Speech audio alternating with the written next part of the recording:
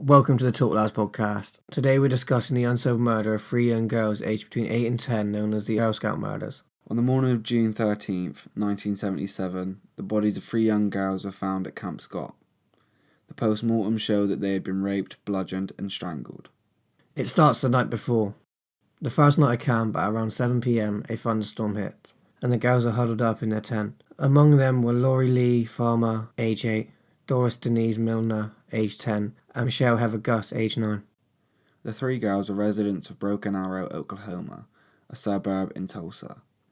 They were sharing tent number 8 in the camp's Kiowa unit, the furthest from the camp counselor's tent and partially obscured by the showers for the camp. One counsellor records hearing something in the bushes that night and checked with her flashlight, but didn't want to get any closer in fear that she would get hurt, so she just returned to her tent.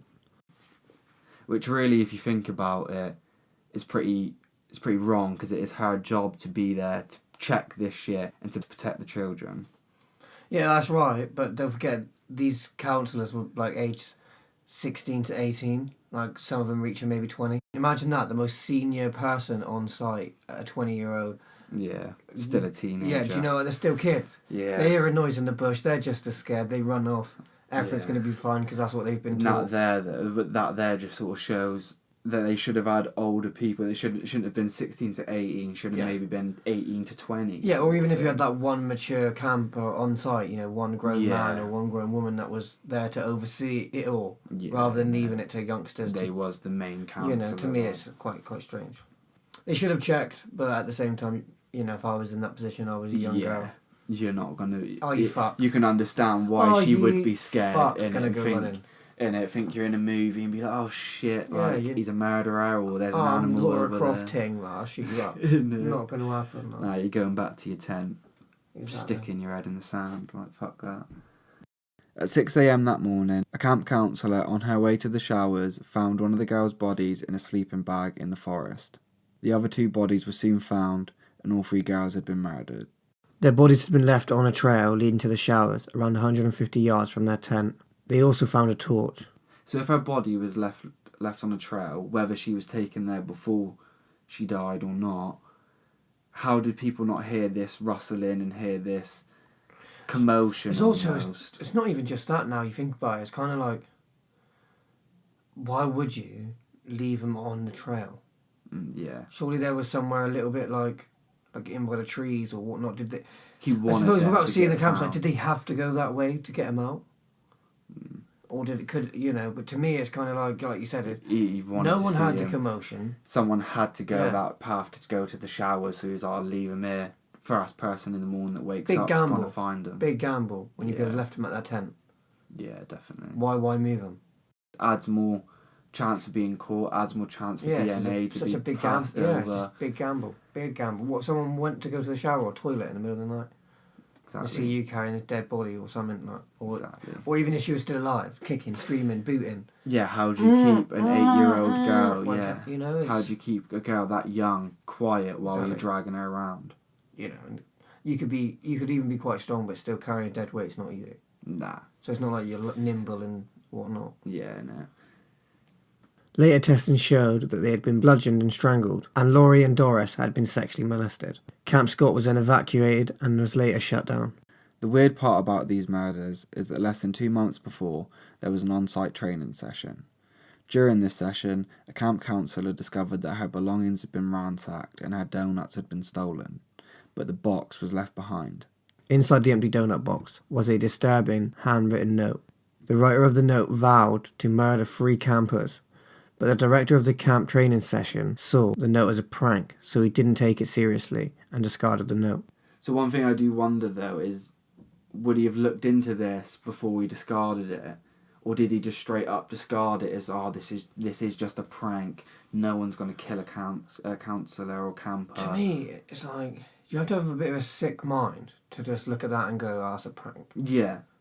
Because you'd be a bit like, if I'm training these guys, we're the only guys here, well, which one of you weirdos is writing this in a box of donuts? And you're about to be in charge of a load of kids. Yeah, you know, so surely you would launch some kind of investigation or something. But again, how old was the guy leading the training site? Was he another? Exactly. You know, you don't know the atmosphere at the time or how it was there. You know, there might have been a jokey kind of. We got to protect. But like you said, it's it's not something you would joke about. Yeah, that's true. That is true. It's like, even if that's someone not on the campsite joking or someone on the training session joking, you need to find out who that was and be like, right, you're not the sort of person we want around these kids. Yeah, exactly. Either whether you find that funny or you're serious, Yeah. like, you're just not going to be a good influence. And surely, like, you'd keep the note as, like, I don't know, maybe not keep, maybe you would probably just throw the note away. But, But I think you would look into it more. Yeah. You wouldn't just straight up pass it off as a prank. The investigation started, and it was determined that Laurie and Doris had been killed inside of the tent, and that Michelle was taken into the woods before she was murdered. Laurie and Doris died from blunt force trauma, and Michelle died from asphyxiation.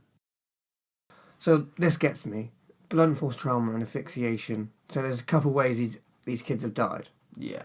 But at the same time, none of these deaths are assassination kills, like, Silent Night, choke you while you sleep. It's like they're laid next to each other in a small tent. Because even the one that was strangled was taken out of the tent first. Yeah. She was alive before she You'd was assume killed. she was killed last. Yeah. Like, they killed the two in the tent. But you have to move quick to, like, blunt force kill someone and not make any noise. Not have one girl wake up and go, ah! Yeah. So no Or one in the try dead to of the night. run. Yeah, nothing. So you've took her out, strangled one of them, took one out, slice. Do you think he did that then? Do you think he would have kept them asleep and killed them off one by one? Or do you think it was an almost, Well, to me, all of you wake up? how would you have done it? Personally, I know this is savage to think now, killing young girls and that, but, like, you're one man taking out 3 people, regardless of age, strength, or you're going to want to do it as quiet and as, especially in a place where, there's other campers, just yards away. Yeah. I suppose you can't Camp Council at 86 yards away. Even though that is far, it's kind of like, you still want to be as silent as you can. So you have, in my way, you have to take him out. But as well, though, unless there was other people with him. Yeah, definitely. Yeah. On the wooden floor of their tent, their blood had obviously been cleaned up with the mattress or bed sheets and then stuffed into a sleeping bag. There was also military boot prints found at the scene. I think the military boot, it almost definitely, like, the way it's performed as well, the fact that he was so silent, able to keep this under control, I think it does show some sort of background. And the thing is, it's not like they're like sleeping next to a free tent. It's a campsite. Yeah. So, yeah, they might be dead sleepers. They might be dead sleepers. But Timothy down the road, he wakes up easy as fuck. Yeah. No. Or you got Jimmy pisses in the middle of the night. Yeah. No, How has he done that and not made a fucking noise? And there's so many, what's the word? Variables. Yeah, and uncontrollable factors that could have caught him. But he kept this fucking done. Yeah. To the point that now we're even questioning it all these years later. Yeah, definitely. Almost, it's insane. To bludgeon him with a torch, say. So they say he'd come in with a torch, bludgeon him with a torch. He had no torch to leave him, And then maybe. to then have time to clean it up afterwards, place these bodies in the different places he and it's wanted also along like the trail. To take care to clean it. To not think, right, I've got to get out of here. Yeah, but Like, if it was a messy yeah. clean. He didn't actually get rid of it all. There was still blood there, but he did just wipe it up a bit. That's what I mean. So it's like... It shows a controlled mind, though. Because most people are just, I'm going to do it. Then you kill panic, him, you get gone. away. Yeah. Yeah. But this guy's control. He's cleaned it up enough to, like, right, all my boot prints are gone. Yeah. All my handprints are gone from the fucking whatever. Yeah, definitely. All that sort of shit. So, yeah, that's just crazy. Footprints showed that the person who was in tent 8 had also managed to break into the camp counsellor's tent.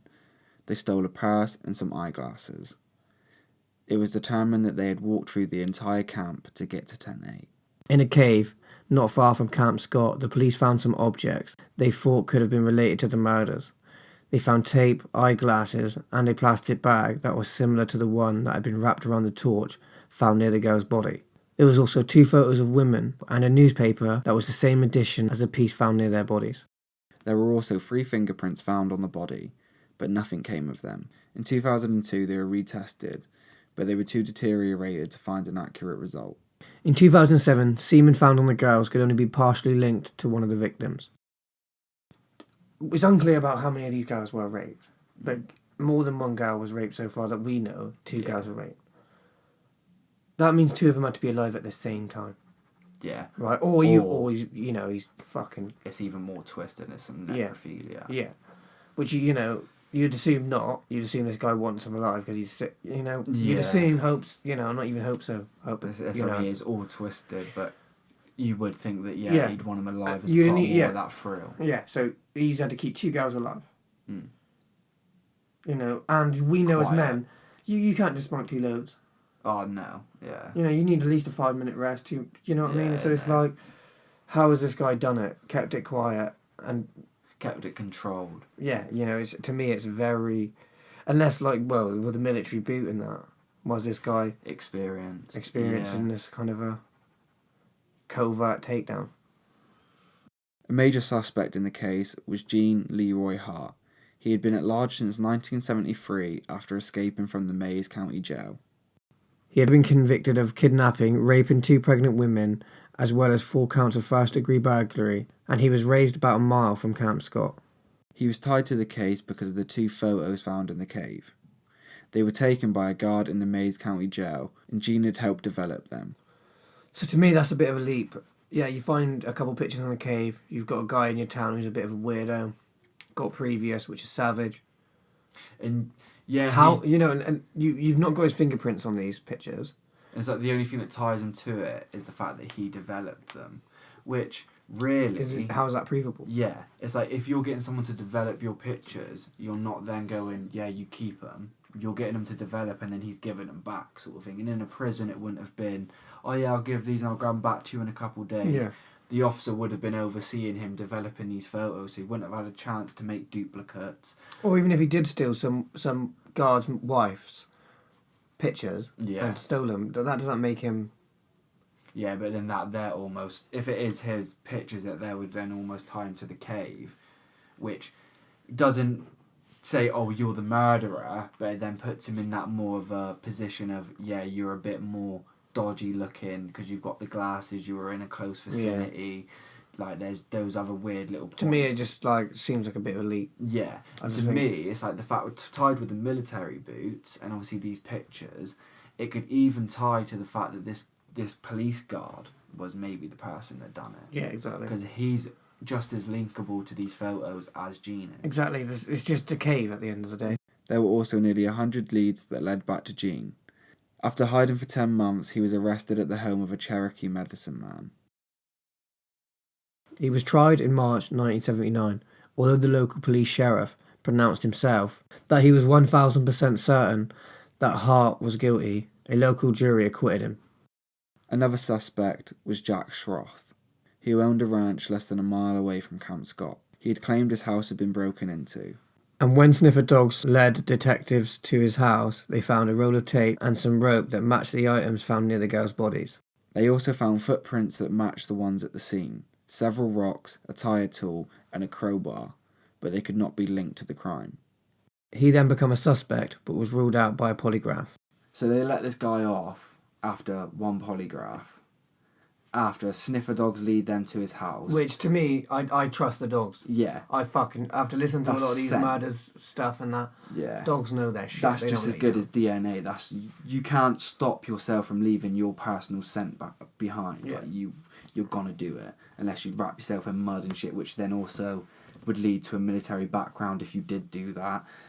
But yeah, and then and they also have the materials there.